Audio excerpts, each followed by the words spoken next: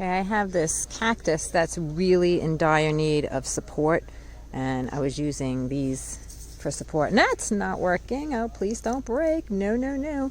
So I got some of this metal wire here, and I'm going to create a mini tomato cage for it, and I think that should give it the support it needs. So I will be back to show you the finished product.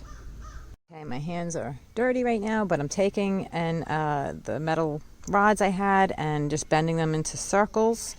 And I got 3 different sizes here, like this, to create the little tomato cage.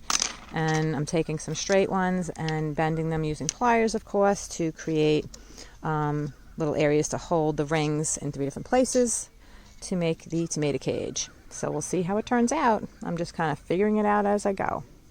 Okay, so the bottom, I have the 3 legs on the bottom, and now I'm twisting on the next level of 3, bending them over first before I knot on the next ring. So I'll show that shortly. Okay, so it's got the proper support it needs now, and there is my mini tomato cage. So I wound up twisting, and I didn't really measure, probably be good to measure, and then I just bent each section at a time, adding the new ring that I created, and basically I just used a pair of pliers. And this thing is almost going to outgrow it, but eventually it'll probably need a big tomato cage or something, but this is what I figured I can do. So it went from this little pot to the big pot. So pretty cool. I know I couldn't find one to buy, so I figured I'd make one. And these could probably get secured more with some kind of clips, but it's doing the job for now.